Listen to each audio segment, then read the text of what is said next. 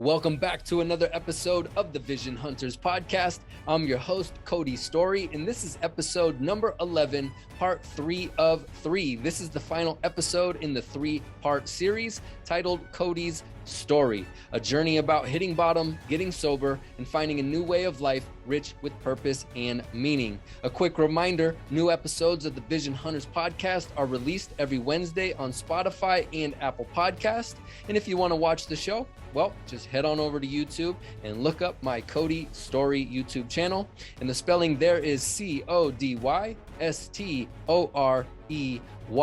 Some of the things we discussed in today's episode are the two sides of the Field of Dreams quote, build it and they will come. How I decided to close my gym after 8 years and quit my coaching career after 15. Meeting an angel and falling in love during the darkest of dark times. Hitting my first business and financial bottom. Stepping into the unknown. Starting life over at 38. Learning to handle aggressive dogs and get back in the rhythm of life and be of service with Matt Beisner at the Zen Dog. Being called back to the wild and moving into a log home in Idaho, starting the Vision Hunters podcast and becoming a high-ticket salesman, viewing business as an opportunity to learn about myself and become the best that I can be. And the final topic or subject that I tap into was based on a question that my fiance asked Elliot to ask me, which was, if I could go back in time, what would I tell the 16-year-old me? And much more. So we get into all of that and more. I know this has been a very long series.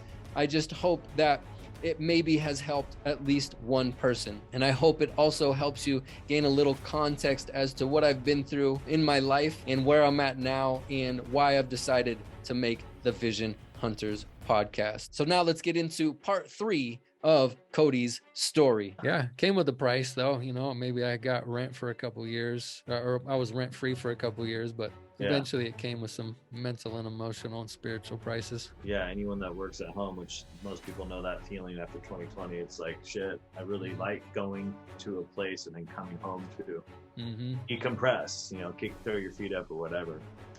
So you're there, you're doing all this stuff, you're changing people's lives, mine included. I mean, I came in, I was 215, I think, in weight, and just didn't really have a health regimen, and you're a huge part of getting me on a healthy track. To this day, I still use the modalities. I do the mobility, I open my joints, I watch what I'm eating. Like it's, and I mean, just so many things. I mean, you taught so much to so many people, but and to me, and like you'd be like, dude, you could work out all day, but if you're not eating the right way, it don't mean shit. I'm like, huh? Like, you know, I had to like, okay, it's all about the diet, and you don't have to make it a diet, make it a lifestyle. Just change how you're eating certain things and the way you're doing it, and what you're, you know, and I started to become aware of like, wow, yeah, okay, I could pick this up, this, you know, healthy option versus this option. It's a whole process that is, I think, overwhelming for most people, which is why we need trainers, we need mentors, we need coaches, we need this, we need the support. I need it, and I still need that support. So you're changing lives, you're being of service, you got your own place now, you have other people doing things in there. You have trainers that you've trained to expand your business. How many years in were you there now at that time when you had like things just kind of humming? Well, I was 1.5 years in the first little space, and then Storey Fitness in totality was 8 years. I had a good run, and you mentioned build it and they will come, Kevin Costner, Field of Dreams, right? And there's a half truth and a half lie that comes with that, right? The truth is, if you build it, they can show up, they can come. I mean, if someone has something that sucks in the marketplace, isn't interested, that's the market saying no one's interested. That's just, it is what it is. But if you have something to offer that people value and you build it, they will come, or they'll purchase what you have. So there is a truth to that. But the issue I ran into with build it and they will come is there's this thing called business, and I didn't go to business school, right? And then there's these elements of business, let's call them pillars. And if I want to make a solid business that has the ability to not just be built and not just run, but to run over time and then to grow, which is to scale, right? There's these pillars within business that I believe need to be put in place. And I was just running on a love for what I do. I was just running on providing the best coaching, the best services possible, and making sure that my coaches were offering the best of the best as well. And so I was able to create the company, the business, the brand. I was able to, get coaches to create a team. And then we were, like you said, we impacted hundreds of lives in that community. And also people that would come in from different states and countries would even show up just because of what we were doing once I started getting exposure. And so it was successful, and it was extremely successful. The challenge was sustainability. Just like with my training, I came to this place in business where I was like, damn, here I am. I have this business. I'm running a business. I have a team. We're all motivated, moving in this direction. But something's not right. In what started happening is my body, even though I was doing a lot of things to take care of myself, I was wearing myself down due to work. And I was wearing myself down, and my physical body started to actually, well, I'll put it this way. I had an old neck issue. So I broke my neck when I was 13. And I didn't know that I necessarily broke it. I just remember, the stretcher being put in a neck brace. Then I got an MRI because at about year 6 or 7 at Storey Fitness, there was days where I could barely get out of bed. Right. So I was already being like mentally burnt out, but this neck pain came back, and it came back with a vengeance. And everything that I was doing was causing so much pain. Then when I couldn't barely get out of bed to go to work and take care of my clients and help my coaches, like I started to become pretty much depressed. I really was like, it was a very dark period of time because I was like, I can't really even use or move my body the way I love to. And I love moving. I love training. I love helping people, but I was being stopped. So that's when I had to go get help from Dr. Spina and Dr. Shivers up in Toronto, and also from Brian Fox up in San Francisco. And dude, the amount of money I've spent on taking care of my spine is ridiculous. I'd say in the hundreds of thousands. Okay. This has not been a cheap project, but it just kept accumulating, and I kept seeking all these different people, but nothing was working. And that's how I found functional range conditioning. And eventually, when I worked with those guys, they actually helped me get out of pain. And I've been really, really good ever since. Not perfect, but better than I've ever been. I can actually do things today. And at that time, I really couldn't do stuff. And it was so dark and so depressing. But what was beautiful is a beautiful woman showed up in my life, and that's my fiance today. And she actually started reaching out to me, and she was a trainer, and she was interested in joint mobility and functional range conditioning, and that was the stuff I was teaching, and nobody else in LA was offering that. And so she showed up, and here I am. I'm in this very dark period. I'm at like year, I want to say 7, and it just kept getting darker and darker and darker. And she showed up, and we started connecting, and then she became an intern of mine, and we were just around each other 24/7. And she was phenomenal at learning, acquiring different skill sets, and teaching. And she started helping clients at Storey Fitness as well. And then, one thing led to the next. We just really clicked on a friendship level as well, and we went camping, and things started to grow, and we became boyfriend and girlfriend. But this was in a very dark period of my life, and she started to see like, wow, I was really going through a lot, mentally, emotionally, spiritually, and physically. And a lot of it was coming from this physical place. But also, I had been coaching people for, at that point, it was 14 years. By the time I got into year 8, that was 15 years of coaching in the fitness industry. And I reached a high level. I was also, afforded the opportunity to go coach in Italy for like 2 weeks. And that was an amazing experience. So I felt accomplished, but I didn't feel interested. Here, my body was killing me. And now I'm not even interested really in joint mobility and club bell training and kettlebell training. And I own a gym. So I didn't realize the fundamentals of business should have been established and become systematized way earlier than the 7-year mark. And here I am, I'm stuck between a rock and a hard place. And I had the ideas of, okay, if I'm going to keep doing this, I need to scale. but systems need to be in place to do that. And I don't really know how to do that. And that's going to cost me a lot of money. And I started trying to, do different things in terms of hopefully, scaling up, but I was just wasting money, and the coaches and the people I was hiring for marketing and internal marketing and all this stuff was not working. Now I'm bleeding money.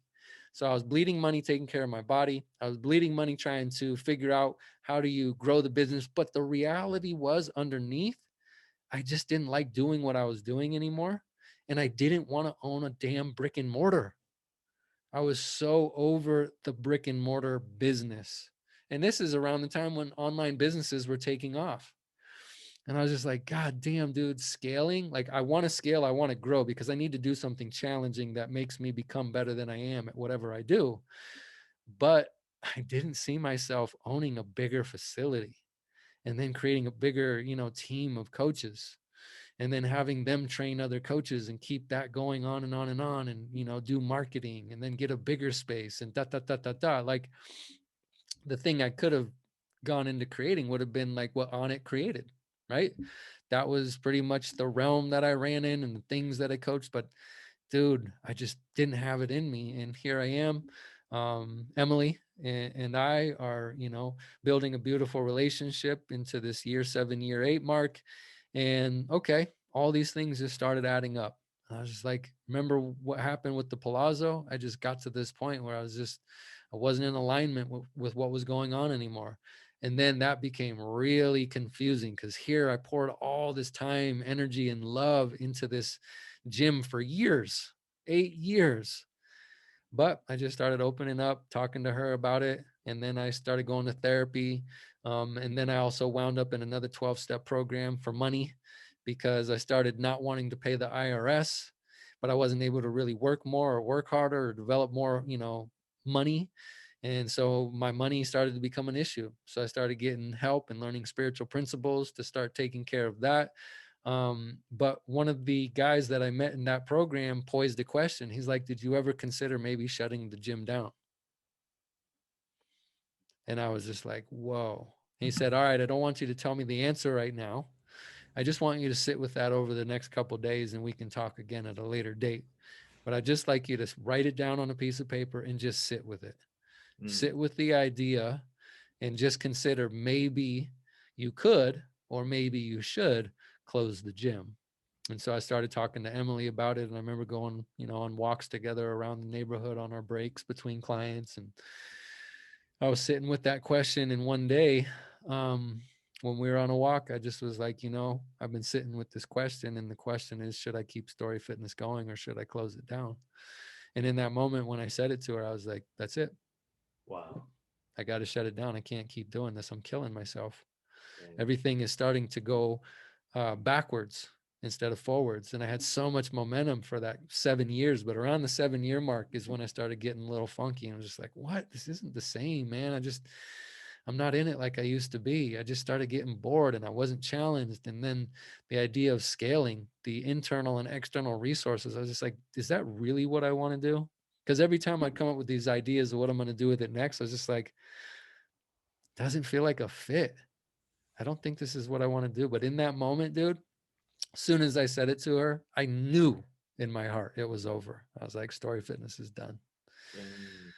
So I talked to that guy again. I said, dude, I think I came up with the answer. And the answer is I'm done. I'm out. Game over. No more Storey Fitness, no more gym, no more fitness, nothing in the fitness realm. No more coaching. So I had to have that conversation with the landlord, with Arnaud, and I said, look, dude, our lease has been up. We've been month to month. So I'm going to give you a heads up. I'm done in 30 days. Holy shit. So that's another damn palazzo damn, like get a gym. Damn. Okay. Go figure that out. And then circling back to mentorship once again and having someone outside of you with really no opinion on, whether you go left or right, but can see that you got to maybe look at maybe going left, which is closing a gym, and offering that into your mind to come up with your own decision to make that. But wow, Yeah, there's so many people that I know, including myself, that get into that stagnation and get into that, like, it was good at the beginning, and then you start to realize, do I want to have 100 employees in multiple locations and every day show up and I'm just managing? It's like HR and numbers and how many, what's our overhead, what's, that's there as a business, but some individuals, including myself, aren't are not fond of the business side of business. Mm-hmm. I am considered a creative, and I'd put you in that category too. You see a vision, and you want to creatively grow it and build it, and that's where you crushed it. And you could have keep going, maybe, if you maybe found a partner or someone that wanted to do the whole business aspect. Okay, Cody, your vision, your creativity, your direction, the guidance, we're going to multiply this and I'm going to turn it into a whole business and I'll run it. And you just keep doing what you're doing, which is fun and coming up with new dope shit, new mobility, taking new classes, and just keep this thing fresh and the energy flowing there. But if you pull that away from a guy like you and you throw all the IRS stuff, all the overhead, how to manage it, how to expand it, I would say it gets stifling and starts to shut down your human design of, dude, that's not how I operate. That's the last thing I want to do. Dude, I started getting a resentment with the IRS. That's what came of it. I bet. I was just like, dude, I'm working this goddamn hard to run at that time a six-figure. I mean, people talk six figures, seven-figure, eight-figure businesses now. Okay, I made a six-figure business right away, but all my money was going to overhead, payroll, and the IRS. And I wasn't going to resent my coaches. Like, I loved them. And I feel I paid them very, very generously. And I made sure of it. And I wasn't late on payroll. I was late on payroll one time. And that was when I trimmed the business down to just me and Emily. And I couldn't give her one check. And that killed me, crushed me. And I said I would never do that in a business, but I did. I missed it one time, and that was right at the very end of that eight-year mark. And that resentment for the IRS, it grew so big because I just was like, nope, I'm not paying them anymore. Like, how can I work this hard and give them this much money at the end of the year, every year? And dude, that resentment and that anger towards the IRS was just brutal. It was not worth holding on to, that resentment. Let's put it that way. It did me no good. But I just had such a hard time letting go of that money that I felt me and our team, we worked so hard for. I don't totally agree with the IRS still today. I think it's a crock of shit. There's maybe some aspects to everybody contributing, to take care of our communities and stuff together, but there's a lot of that stuff that I do not agree with. I don't know if I ever will. So I just agree to disagree with it, and accept that is what it is. I don't have a resentment towards it anymore. It does come with responsibilities. So that's how I view it today, is like, I do need to take care of myself and my responsibilities. But that's what it led to, that 8-year mark, like all of it just accumulated. And I did have an offer, Ryan Fay. Oh yeah. Yeah. He's one of the grill dads, and he was also one of the creators of the Omelet Agency. Right. And he's done big things. And we became good friends, and I used to coach him, and we hit it off and have still for years. We're still friends to this very day. But he was one person that was actually like, we sat down, we used to go to Belcampo and get burgers and talk about what we were going to do, because we were going to go in on a deal together to build a bigger facility to do exactly what you were talking about. But I feel like I didn't pull the trigger with him, because deep down in my heart, I was just like, I was falling out of love with coaching in the fitness world, with movement, mobility, and training. Yeah. Well, that's beautiful. We're allowed to change our minds and reshift and pivot and all the shit that people talk about and write millions of books about. Yeah, pivoting. That's a very big word in the past pivot. 2-3 years. I mean, everyone's had to pivot in 2020. It's like, okay, pivot. What's that look like? Well, the statistics even say a man goes through careers every 7 years.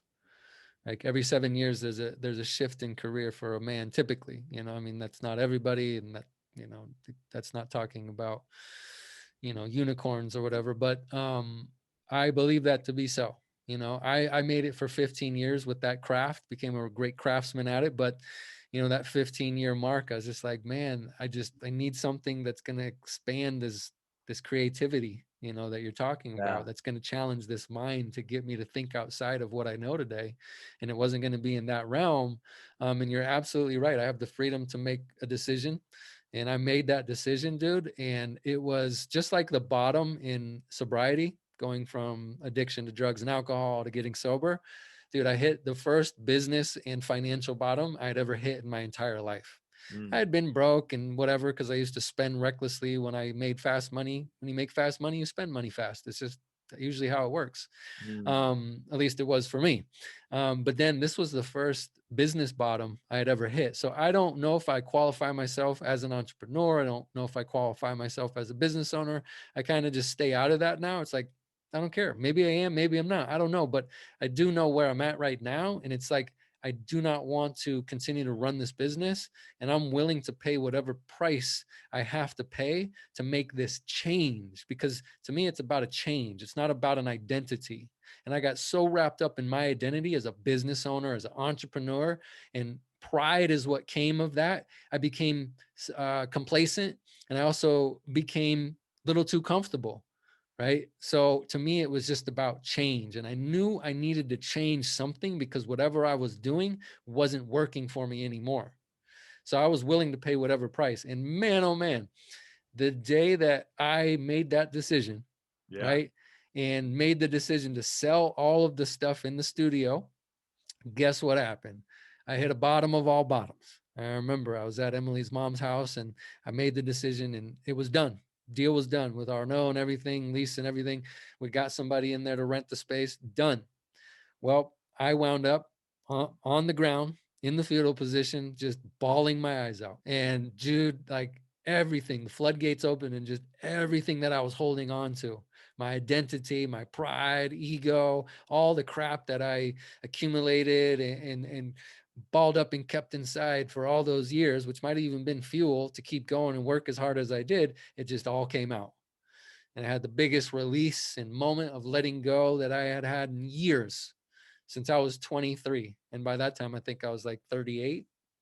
So everything for all those years just finally came out, man. And it was just like the most horrible feeling and also the most liberating feeling all at the same time. God, there's so many people that I always say there's so many people that probably relate to this, and I believe that to be true because I relate to it with businesses that have disappeared like that. And it's like, whoa, when you get those moments of clarity, when a relationship finishes, when someone dies, when Mm-hmm. something changes so drastically and really rips the rug from underneath you, the perception, everything shifts, and all those things start to come up and Mm-hmm. out, Mm-hmm. which is so healing and so beautiful. And it goes deep, it goes really deep into like the human psyche of how people are driving to work every day, hopped up on their coffee and their whatever they're listening to just to get there, and then sit through it and do it. And you know, there's moments of like, this is good, this is fucking annoying, and then the self-talking, and they're starting to complain in Mm-hmm. life, and you get them on the phone and they're just fucking complaining about everything. You're like, dude, I Mm-hmm. just wanted to call to see if my order's ready. And it's like, dude, starting to, you know, and it starts to ooze out everywhere in your life. And when those disappear, you hear so many times, God, I'm so glad I got out of that marriage, or I got out of that thing, or I got out of that job, or, and they have moments. I've had them, man. I remember going to my mom's after I lost my first company. It was like a baby being ripped out of my arms, Mm-hmm. and so confused and so lost. It was like 5-year company. And I just sat it's so weird. There's a photo of it. I sat at in the driveway. It was a hot summer day, and I had a hose, and I like to hose because I'm cleaning out my problems like physically in front of me. It's like a meditation. But I remember just spraying the hose in the air and just letting it fall on me, maybe for like 30 minutes. Wasted a lot of water, pissed Mm-hmm. off the Californians, did the Mm-hmm. whole thing. Yeah. But I remember just sitting there going, I don't know. But it was like feeling like all this stuff washing off of me. And I came out of there. My mom took a photo of it, and she's like, how was that?" I was like, man, I don't know, but I'm going through some serious healing right now. I don't even know Mhm. what's going on.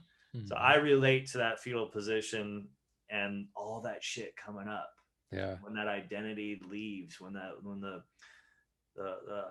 what is that famous biblical or whatever it comes from, pride before the fall. Mhm. You know, when Mhm. that fall happens, that bottom, it's like, oh, now we can. So now you're 38, you're 39, you're fucking in the fetal position. Mhm. What are you gonna do Mhm. now? That's a good question. Yeah. Well, I mean, yeah, I was 38 then, 39 now, or maybe I was 37. I don't know. I know this much. Closed it down in 2019, and I had no idea, bro. I had no idea what I was going to do next. I really didn't. So what I did was I still had a couple clients that I would train just to, make a couple bucks here and there, but it was so hard, dude, to then go train in other people's gyms, use their space, bring my clients, pay that gym money just to bring people there. So I was just like, when these folks, packages run out, that's the end of it. Cause I committed to those packages before I closed the gym. I'm going to fulfill them. But as soon as that fulfillment's done, I'm done. I'm out of this game forever. No turning back. I knew that much. But there's a lot of unknown variables that have come with this process. And it's been very difficult actually for me because I've done something for so many years habitually, 15 years of doing this craft day in and day out, just obsessed with it. And now all of a sudden I'm not doing it anymore. So I've kind of gone through this phase of I haven't really known what to do with myself. I haven't really known what direction to go in. I've just been in experimentation mode, explore mode, student mode, starting over mode.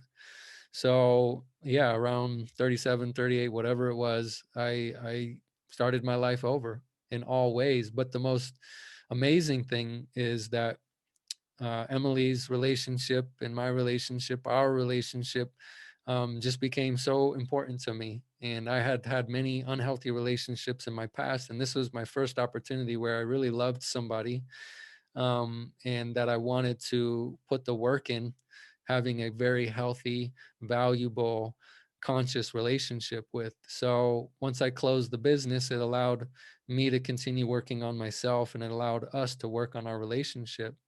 So something very beautiful has grown out of the manure of closing the gym. And I've been able to put a lot of attention and time into this, and it's just continued to blossom. But that was one of my concerns with staying in Los Angeles and running a gym, or, scaling to make a bigger one. Like, I didn't want to be in LA anymore either. And I just didn't see myself in LA with Emily and us possibly having a kid or a couple kids in the future and starting a family together. I was just like, no, that's just not who I am. So not only did my identity with the business owner and being a coach die, my identity had been dying in relation to the city for years at that point. But I put my roots down with that business. But I come from the mountains, and my soul was craving the mountains for many, many years while I owned Storey Fitness. And I wanted out of LA for a long time.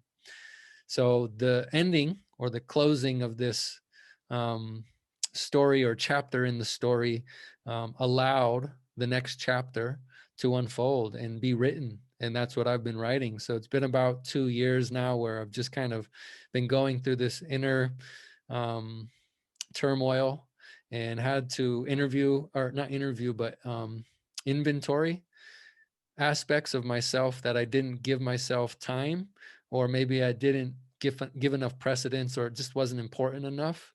And it's really been in terms of my relationship with money and my relationship with work. So I've been going deeper inside and looking at certain things in order to address these issues that I feel need to be addressed if I'm going to grow and expand in this near future. And that's what's been happening. So the cool thing was, another one of my clients, Matt Beisner, who is or was the owner of the Zen Dog, who also created the show on Nat Geo, Dog Impossible. Um, I called him and was like, "Hey man, I'm not training anymore. I closed my gym. I don't know what to do, but I just need to get into earning," because that was a piece of direction that I was given once I stopped training by one of the people in the money program. And they said, man, you just need to start earning. Doesn't matter what it costs, what you get paid. Doesn't matter, minimum wage, whatever. You just need to get in the position where you're of service again, and making a little bit of some money as well. And so I was just like, all right, called him up, told him where I was at in my life. And he said, dude, come in for an interview. And that's when he had his physical facility in LA, which is a facility that helped the most aggressive dogs in Los Angeles, which were the dogs that all the other facilities would not accept or take. So I was working with I was learning how to be a dog handler for aggressive dogs with Matt, and he was a craftsman of his craft. And that's why I actually reached out to him, because I knew he was operating on a high level. He had been a client of mine for years, and we really clicked in many personal ways, and went to that interview and then started working for him and started learning how to, take part in a different, um, I started being of service in a different capacity. So it was interesting. I was still kind of in this coaching realm, but I'm working with just these amazing dogs, which I started actually seeing myself in these dogs. They were just afraid. That's all. They were just reacting based off of fear. That's it. And so he kind of took me under his wing, and I worked for him for a few months until I was like, I can't do this with my body. That's why I left Storey Fitness. And here I'm handling these big dogs, dude. I'm talking like mastiffs, and one dog was like a wolf dog, another, lots of German shepherds and pit bulls and pit mixes, and then also all the way down to little, wild chihuahuas. But I'm talking like, 60, 70 dogs a day. It's a lot of dogs that, you got to really take your time with, and you got to be present 24/7. Like I only had one issue on I think it was my last day or my second to last day. I got bit by one dog out of, months of being there. And it's kind of inevitable. It does happen eventually. But I learned from that. And I also just realized, hey, that dog was just taking care of itself. And that's what I used to do. I didn't want to be hurt, so I would protect myself, and that dog was just protecting itself. It didn't feel safe in the situation that it was in, and I was just a little too close, and I was the closest thing to allow it to decompress. And biting for dogs is a way for some of them to decompress. So I was just like, yep, it's my time to go, man. I can't do this with my body anymore, running up and down stairs with these big dogs. And a lot of them, um, let's just say, you have to exert a ton of energy. And with my joints and stuff, I couldn't see myself doing that for 10 years. So I told him, I was like, hey man, got to be honest, like, dude, this has been the best thing ever. I've loved it here. But I got to move on. And that's when I started looking into sales and doing sales remotely. But one of the most beautiful things came from that. On my last day, there was a couple dogs that I would usually go out with one-on-one around the city. And he was like, I want you to take these two specific dogs out. And he picked those dogs for reasons. And it was just amazing, dude. Just had the best walks, and totally just broke down on those walks and just bawled my eyes out walking around downtown LA in the middle of the hot city, wound up in this park. And then I would just sit down with these dogs. And one was like this little coyote looking dog. And it was just the coolest, kindest, most beautiful dog. And I just would have these big releases of emotion come out, and gratitude for Matt and him giving me this opportunity to get back in the rhythm of life and contributing. And I started seeing like, wow, man, no matter what goes on, it's all worth it. Just keep going, Cody. You're doing great, man. You're doing good. You're right where you're supposed to be. Just keep walking forward one day, one step at a time. And, I came back into the facility after the second walk, and I just couldn't keep my shit together at all. Like I had already let it all go. Then I walk in and I'm supposed to drop the dog off, and he just looks at me and he just gave me like a nod. He's like, I get what's going on. Like, just take care of the dog, put the lead up. And then I just put the lead on the wall, put the dog where it needed to go. And I walked in the bathroom, sat on the toilet, and just was like, more tears. I just couldn't stop the emotion from coming out. And it was like an internal death and a lot of gratitude all mixed up in this ball of tears. So I just am forever grateful for Matt. He's a good man. And he blessed me with an opportunity at a pivotal time in my life where I've just been really confused and lost again. And so, yeah, that's what I've been going through for 2 years. But we can go deeper into the sales world and whatnot. That just seems to be one of the like in between things that catapulted me to actually having momentum and feeling good again. Yeah. Mm-hmm. Yeah. Well, working with animals, that's so cool. Yeah, how healing animals are because they're so present with our emotions. So Mm-hmm. if we can have an opportunity to be present in that moment, which you were trained to do, otherwise you get your ass kicked by these Mm-hmm. dogs, and you're a very present human because you've worked with people and you have to be present with them. Um, they'll match you with those emotions, and like, if there's an opportunity there, it's like, Mm-hmm. that's beautiful, man. I got all emotional just thinking of you in that park, man. I've been there too. Mm-hmm. When that those opportunities, and just everything's falling apart, man. It's dark, you don't know which way you're going, what if you belong in this city. Mm-hmm. You don't The identity's gone, the clients are gone. I mean, that's like family. There's a routine. All this stuff is just now, it's just, who the fuck is Cody? You're the Mm-hmm. hole in the donut for real. Mm-hmm. And that's a scary emotional place to be. Mm-hmm. Um, but so powerful and so healing, because as I know from you and from our experiences as brothers on this path of just this human spiritual experiences, that's where the juice is, man. Mm-hmm. That's the bone marrow. That's where shit's gonna change. Mm-hmm. That's the good stuff. Mm-hmm. That's what we're always looking for. Like, when in our the guys that we hang out with, it's like, what is it like? It's all an opportunity to grow. And when we're in pain, or if there's growth happening. And Mm-hmm. that's like, okay, shit, I'm growing right now. It's fucking uncomfortable. Mm-hmm. Something's going on here. I can't keep fucking this water out of my eyeballs from falling out. Like, but something is growing, something has changed. There's an opportunity here to grow. And I know the story, but to keep them all in. So you hang up that lead, and you're on the vision of getting to mountains, getting out of this concrete jungle, Mm-hmm. getting out of you finished your clients, you honored their deals, Mm-hmm.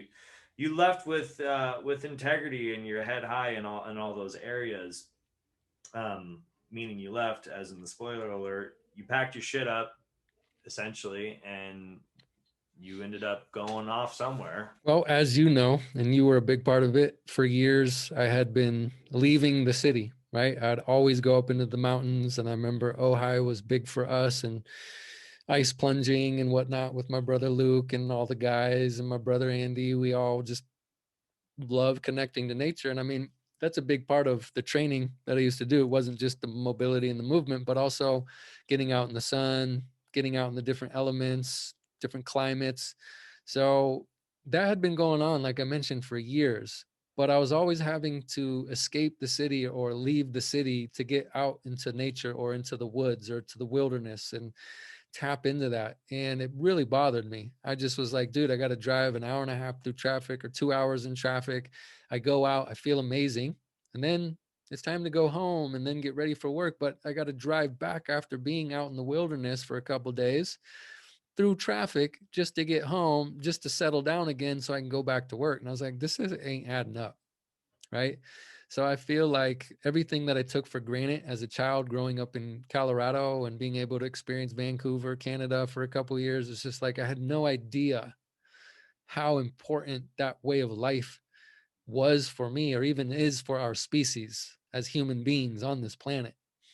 And so that led me to, all right, we need to figure out where we're going to go. And what I mean by we is me and my fiance, Emily.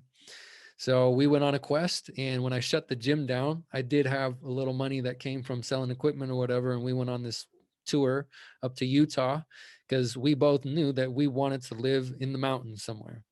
So that's where it started. We went to Heber, Utah, kind of sort of close-ish to Park City, but not Park City, and then also not near Salt Lake City.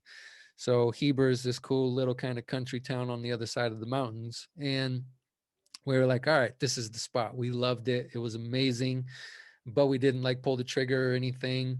And so it took about 2 years, and we started in Utah, but then we went on another road trip to Idaho.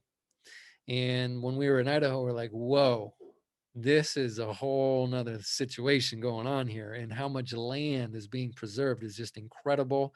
And then how few people there are here, and how few cars there are here, how there's like no traffic, at least in the towns that we started checking out. So we went on this road trip to Utah, or started in Utah. Then the next one was in Idaho. And as we were going around Idaho, we knew it was the place. And we started off we drove up from California into like Boise. From Boise, we went to Lake Cascade, from Cascade to McCall, from McCall up to this place called Lucille. And we're like, whoa, this is out there. This is amazing. Right next to, I think it was the Salmon or the Snake River, I forget. Massive, huge, these big canyons, big canyon walls, just rocks of granite. And just such a beautiful place. And there was literally in this place, Lucille, like only 50 people. Like the town was a post office, and that's it. And we found a place that we actually wanted to buy. It came with 2 acres of land next to a ranch. And then the only other people around there were ranchers as well. So 2 acres, spring fed, right? So we would have spring water to shower in, spring water for our garden, spring water to drink, everything like a dream come true. And no like close neighbors or nothing like that. There was one person that had a house like like a football field or two away that was never there, is what they said. They said that person like never comes to stay at that place. So yeah, the ranchers up above, they had all like the animals and whatnot. So our food would be up the dirt road. If we wanted to get any dairy products or animal products, it was all there. And then you can see the river from, our property and everything. It was just like amazing. They had a garden with like deer fence already built and everything, just perfect. But we did the inspections and we found out that it wasn't really structurally sound. Ah, shit. So we went through all this work and we thought we found the dream, but it Mm. turned out we didn't want to be stuck in that position if we were to have to sell one day, because it would take people like us to have to buy that type of place. But we just were like, no, we don't want to put ourselves in that position. So let's pass. But at that time, you're looking at like probably a year and a half to maybe a little over a year and a half worth of time, traveling around, looking at different places. And then we started just seeing what was available. And this, once we figured out wasn't going to be for us, we had to go back on the hunt again. So it took us about 2 years to get to where we're at now, which is once we ended that contract and got out of it, we took a trip over to another smaller town in Idaho. I'll keep it disclosed for a second. Maybe I'll disclose it one day. But I'm up in this really small town of about 3,000 people in central East Idaho. And when we took a trip up here, we were like, yep, this is the same feeling we had in Lucille. But it does have a little bit bigger of a town, but there's really nobody here because it's so spread out and it's just ranches and farms. Or no, I'd say not farms, I'd say just ranches and mountains. We're surrounded by about 360 degrees of mountains. It's crazy. You can't look anywhere without seeing mountains where we're at. So we're nestled in this little cool valley in the middle of these very sharp, peaky mountains with snow on them, are just so beautiful. And we pulled the trigger and we live in a log home, which is a real blessing. And we're so glad that we picked this little town, because we've been here for a couple months now, and it's just been the best decision that we've made ever since we've known each other, but probably the best decision in my life outside of getting sober, closing the gym. Like this has been, or getting involved with Emily, that was another beautiful decision. But I would say this is the next biggest decision that's been the best decision. That's a huge decision, man. Mm-hmm. Yeah. You're out in a log cabin in an undisclosed area. That's fucking wild. So those are some serious pivots and changes. So you're out there, you're in your dream location, and you still got to earn the old moolah. You still got to bring in the bacon. You got to do the life thing. What's that looking like? I know you were working on some sales, Mm-hmm. and then you got out there. So what about what's that looking like? I got into sales, you're right. And one of the main reasons is I can do it remotely. So I needed to get involved in something that I could do from anywhere on the planet as long as there was an internet connection. and I knew how to enroll people into something that was transformational because I'd been doing it for 15 years.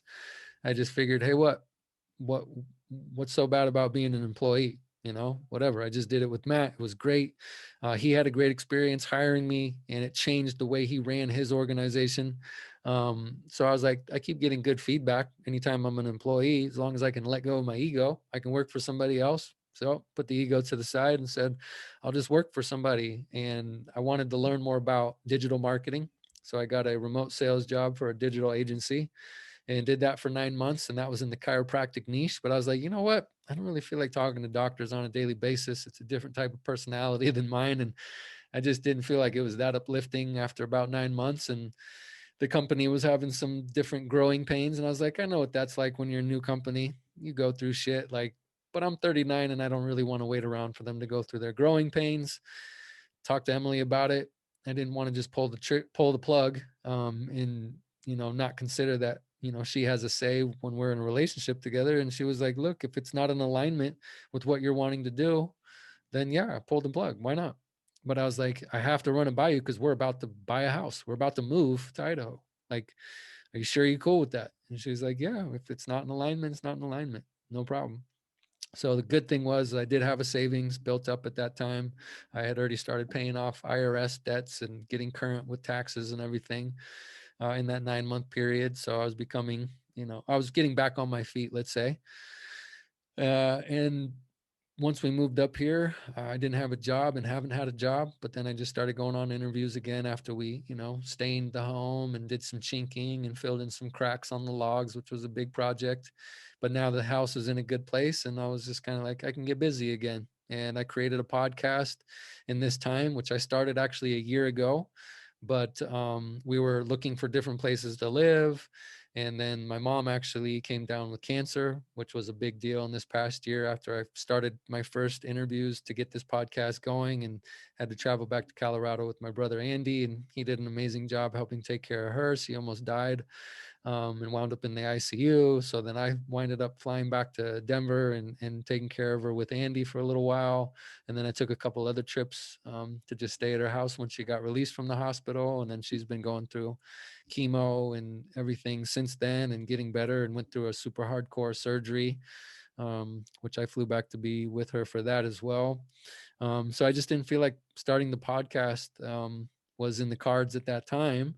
But now that we've been in Idaho and I didn't have a job and things were getting stable, I was like, you know what? Let's just take those old interviews, let's just put them out, and let's start recording new interviews, and let's see if this is something I can actually do, if it's something I even enjoy, if it's something that I feel is helpful to other people. And if it is, I'll keep doing it. But if not, then I'll just fold it and say, okay, on to the next thing. But I'm in experiment mode. So I've been experimenting with sales. I've been experimenting with this podcast, the Vision Hunters podcast. Part of the reason I named it the Vision Hunters podcast is because I didn't really have a lot of clarity throughout creating, a business, and never created a business plan, and didn't really believe in vision boards and all of that stuff. However, I believed in visualization when I was a snowboarder. Like, I used to visualize my jumps and my runs and all that, and it really helped. I just never really did that with business in my future. But I've been getting deeper and deeper into, hey, maybe that's a thing, and this house was actually on a vision board when I did a vision retreat about a year or two ago when I was going through, the valley of death. And who knows, maybe there's something to it. And I do feel that vision is powerful. And I'm not an expert in vision or creating visions or even having a vision, but I know I'm at a new place in my life where there's a new vision being created. It's with me, with Emily, having a family, living in the woods, connected to the wilderness, and doing something online and serving and helping people on a daily basis. Like, there's something going on, and it's new, which means it's a new vision. So I figured, I love hunting. I'm going to be getting back into hunting and fishing, and I'm going to be out in the mountains more. And I was like, I love that word. We come from hunters and gatherers. So why not just combine the two words? One is vision.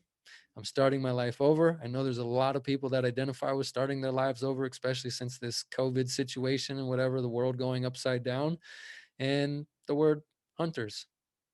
Vision hunters. Who knows what it's all about? I don't know what it's all about right now. I don't have a ton of clarity, but there's a new vision being created. And I'm just starting to work on creating that vision a little bit by little bit each week. And then I take actions. I pull the trigger and I do something. I just try it. And I don't know if it's going to work out. This podcast might be a success. It might fail. My new sales career might be a success. It might fail. My relationship with Emily, I'm pretty much 100% certain it'll succeed. So I won't put any failure around that because we're both willing to do the work and it's a beautiful relationship. Got the podcast kind of off the ground. Just for anybody's information out there that might be considering starting a podcast that doesn't have one, it's no joke. It's like a full-time job when you're doing it from a standpoint of bootstrapping and doing everything by yourself on a solo mission. It's hardcore. So anybody that has a podcast and is successful at it and started it on their own, nothing but respect and props. It's definitely a big feat. So I'm doing it, but went on some interviews and wound up booking a new sales job about a week ago. So I'm 2 days in. I mean, I booked the job, but then I've been on the job 2 days and I start my first week on Monday. So I'll be doing remote sales and trying to continue to run the Vision Hunters podcast, helping folks who may identify with me or might connect with me in some capacity. So yeah, I love the Vision Hunters name. That's really fun. It's cool, the thing that I really love about you, many things, is but your willingness just to be raw and fucking real. And it's like it's not all pretty, it's not perfect. This is what it is, and it's in the making. That's what's so cool about this podcast. Like, yeah, he got a 7-figure book deal, and he's on a new TV show, and he lives in the wood, and it's like, nah, dude, you're not doing the podcast after you've created this whole thing. This is real life. This is real life, and I think that's the most exciting thing about the Vision Hunters. It's like, where's the big success, happy ending story? Like, you have 3 kids and you're in the mountains. Like, you're in the middle of it, dude, and it's unfolding. You get to and your audience gets to unfold with you on this journey. Like, that's so dope. And the reality is, as anyone probably knows more than ever after this last year or so, it's like, who fucking knows what's gonna happen? There's no security. There's no such thing of like, there's no security. You can have all the visions and hopes and dreams and everything you want with anything, but there's no security, and anything could happen. But to have the willingness to show up to a relationship with that, knowing that, to a business, to a new concept, that's fully trusting and living in a life of surrender and living a life of just trusting the flow of, call it God, call it universe, call it an intuition. And that's inspiring for a guy like me to be able to hear that, because it's just like, fuck yeah, man, who knows what's going to happen, but I'm doing it anyways because it feels good. Like, this has been feeling good. If it was just in this present moment, this has been a rad morning for both of us. Like, who fucking knows what's going to happen? Are we going to be, am I going to be famous for doing this? Maybe. Are you going to be famous? The ego's there. It's talking. But yeah, man, just mad props for real, for your raw honesty and your willingness to not look cool, to not look, dude, you shut down a very cool business. That's the big takeaway for me. You shut down a brick and mortar that was very cool. You had very cool clients. You've established a foundation, but it wasn't in alignment with you anymore. You created it. It's not like it was your dad's business you inherited and you were stuck with it. And that's okay. And you changed. And you made that change. And now that is just, it's so powerful. Yeah. Well, it's like we can build, well, I'll keep it on me. I can build a business, but the older I get, the more I learn that it's a vehicle for me to learn about myself. Like, even starting over, I get relief and freedom from that decision. But then there's actions that must be carried out. And within those actions, I'm showing up.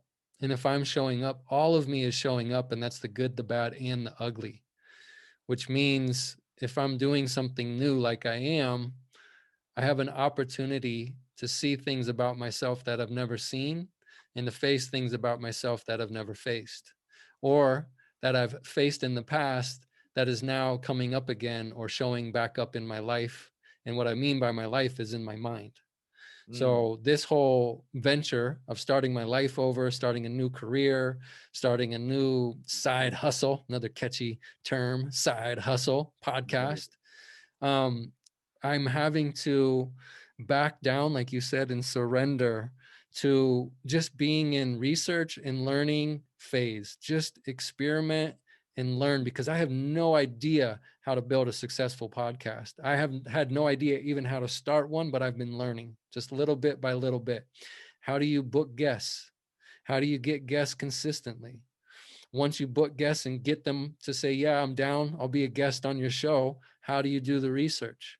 How do you come up with the questions? How much time does it take to come up with the questions per guest? How do you get them on the calendar in a way that's not too overwhelming, to where it's still enough to challenge me, but yet I can still show up, have a good time, and feel prepared? Then once the shows have been recorded, how do I edit the shows? How do I get them on Buzzsprout? How does Buzzsprout just distribute them? How do they get up, and how do I go about making sure they're actually on these channels? And how do I promote the show? Can I promote the show? Should I use social media? Should I not use social media?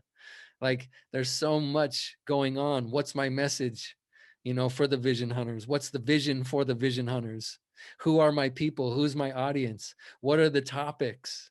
Should I just do one topic, or should I do multiple topics? Like, I just came to the conclusion of, I'm interested in online business. That's the umbrella topic. And then there's these other topics underneath the main topic, which is online business. Okay, well, what are those? Those are the subtopics. Okay. So we're going to be talking about content creation. We're going to be talking about entrepreneurship. We're going to be talking about metamorphosis and transformation and starting lives over, or reinventing oneself. We're going to be talking about sales. We're going to be talking about marketing. Like, there's these subtopics within online business. Then there's the spiritual and personal development side. There's so many things to talk about. And then I have all the information, people saying, you got to niche down. You got to just pick one. I don't know. I'm willing to just start out with this idea. And as things go on, maybe I niche down. Maybe I don't niche down. I have not a goddamn clue. I just figured we're going to press record. We're going to see if guests even want to be on my show. And then we're going to put the show out, and we're going to see if it helps anybody. How about we just start with that? Just like with movement, we're going to incrementally take something very complex, reverse engineer it, break it down into simple pieces, and go from simple to complex. But I am not there yet. I am right here, one thing at a time. God damn it, because there is a lot to build something and make it become successful and to continue to grow over time. And that's the same with my job. Like, dude, this job, sales, is amazing. Just like I had an insecurity, around just being Cody. So I started training to be the best version of myself physically, and it helped me emotionally and mentally. Guess what? I picked sales. And part of the reason is because I feel like I suck at talking.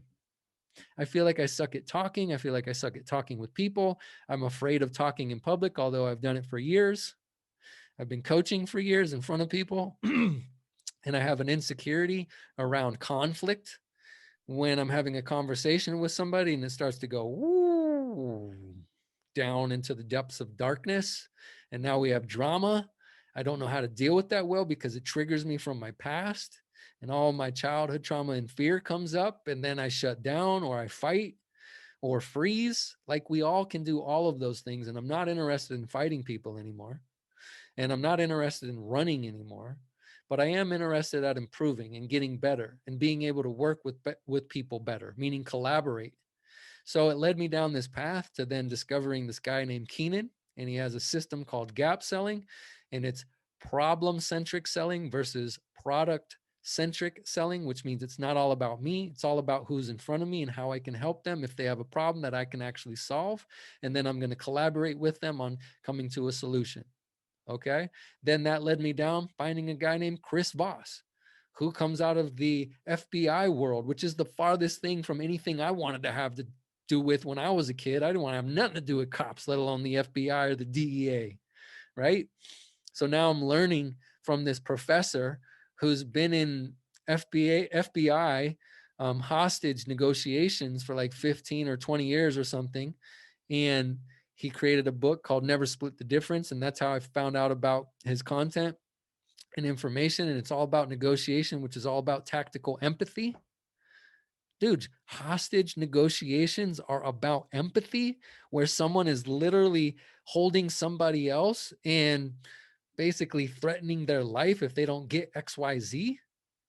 Like, as far as conflict, that's pretty high on the gnarly side of the scale or the spectrum, right? And his level of academia, I don't know how you say it, his level of education and expertise being a professor is so far beyond me, which is what I felt when I started learning from my coaches who were professors and doctors. Now I'm back in that position. But his system and the way he helps people learn how to negotiate in the business world is by applying tactical empathy, about understanding first who they are and where they're at, understanding them first, rather than needing to be understood first, and really getting their view of the world, their view of the deal, their view of themselves or their team or their organization, how they see things and how they want them to play out and what they're looking for and what their problems are. Like, this dude has just opened my mind in such an amazing way. And this just came from the idea of, I'm going to investigate what it's like to get involved in sales. And what he's really helping me learn how to do is just be a better communicator and be a better collaborator. He's helping me learn how to work with others better. And from my younger years, like, I don't come from that. I don't really know how to do that well. Like, I guess Gary Vee says, just, play to your strengths, right? I think that's his thing. And I don't know. I've always addressed my insecurities and what I feel like I suck at or what I don't feel like I'm good at. Who knows? Maybe that's just my mind lying to me and I'm actually strong in those areas. I don't know. But they feel like insecurities that I just, for some reason, I gravitate towards. If I feel like it's a problem in my life, I love problem solution. I love solving problems. So it's like, it feels like a weakness of mine and I want to get better at it. And that's what drives me to pick up the books and listen to the audio podcasts and study and learn and take notes and then get a job in that, category of work, and then learn on the job and get in the trenches and then ingrain it in my being. Like, those insecurities where it seem like shortcomings or problems become something worth investigating. And by proxy, it just makes me a more complete or whole human. And then I get to be of better service and show up in life in a way in which I can help people more, but not just help people more or help more people, but help them on a deeper level. I don't want to just scratch the surface. You never have. You ain't no scratching surface kind of guy. Mm-mm. You want depth and weight. Well, since you do have a fiance and she is your other half, she did ask me, and I'm gonna put you on the hot spot here, to ask the question, which is, what would you tell your 16-year-old self today? Yeah. Hot spot closing answer. Okay, she's so cute. I love her. I love her to death. She's the greatest gift. What a gift. Such a beautiful human being. Has really helped me in so many ways. Probably more ways than she knows. So what would I tell my 16-year-old self? Yeah, today.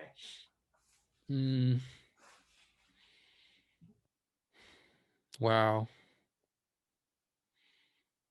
Well, I can only base it off what I've been exposed to later in my life, and I would just say,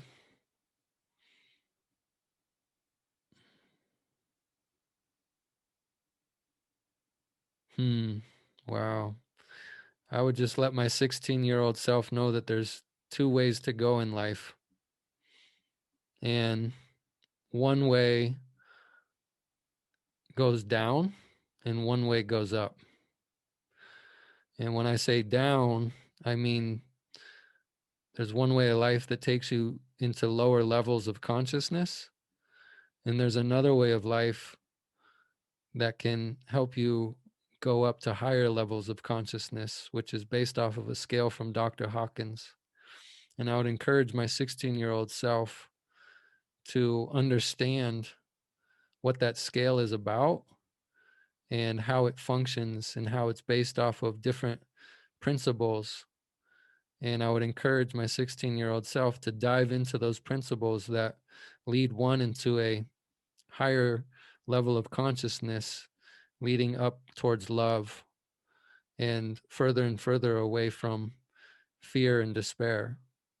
And to get around other people who know that way of life, which is a brave and courageous and accepting and open-minded and willing and honest and integrous way of life to live. And I would just encourage that 16-year-old self of mine to make sure that he stays around people who are moving in that direction, who have already gone before him, that can help him throughout his life, and to stay as close to those individuals as possible and make sure that he surrounds himself with those people as much as possible for as long as possible. And then as he continues to grow up, to take the lessons and what he's learning along the way and to make sure that he gives it back to other people who were once where he was at, if he was having any difficulty or if he was suffering or in pain or having some sort of hardships and confusion or feeling lost in life. I would encourage him to tap into service as much as he can as he continues to evolve. Well, there you go. Fucking heavy, but great, man. That's what you're doing. Mm-hmm. If that even makes sense to the listeners, I don't know, but I just could base that off of, my younger years. I definitely was going a certain direction and it was in that direction. And then I started making certain decisions and hanging out with certain people that were just going the other way. And if I could go back, I would have, stuck with other people who didn't go down the path that I decided to go down. And man, that probably would have changed my life. It's so important who we surround ourselves with. And I just took all that for granted. And I'd also say to my older self, as I move into the future, if I have kids, to make sure that I do my work to stay in a relationship, because we're leading to marriage, to stay married and to actually stay together and be the best father that I possibly can be, and to show up in my son's life or my daughter's life in every capacity that I can, and to be there for them, but not just on the material plane, to just really sit with them and listen to them and hear them out and ask them how things are going and what's going on in their life, and build a relationship off of a deep level of trust. So that's what I aim to do, because I really believe having two parents in the home is really, really powerful and can really impact a child's life and change the trajectory of their life for the rest of their life. Yeah, I said that sounds like a future show that I'll definitely be tuning in. You and your kids and your wife. Dad life. Yeah, husband life, man. You'll be learning that one next. Mm-hmm. Well, this has been awesome, man. Thank you once again for the opportunity to go on this journey with you, and yeah, man. Likewise, man. Thank you so much, dude. You really went to bat for me here. 2 hours and 24 minutes today, bro. You've spent about 4 hours doing this. So yeah. For you to do that on the weekend is incredible. I don't expect that, but you definitely stepped in a way that is very helpful to me moving forward. And you're a part in this journey of trying to, be of service and help people with this channel, this media channel, this podcast, whatever people want to call it, the Vision Hunters. So thanks so much, dude. And that, my friends, is the end of the 3-part series, Cody's Story, my story. Well, at least for now. There is going to be more in this story. However, I'm in the process of writing those chapters. If you dig this episode and you think it could possibly help someone you know, feel free to share it with them. Remember, sharing is caring. And thanks for tuning in. And once again, welcome to the Vision Hunters podcast.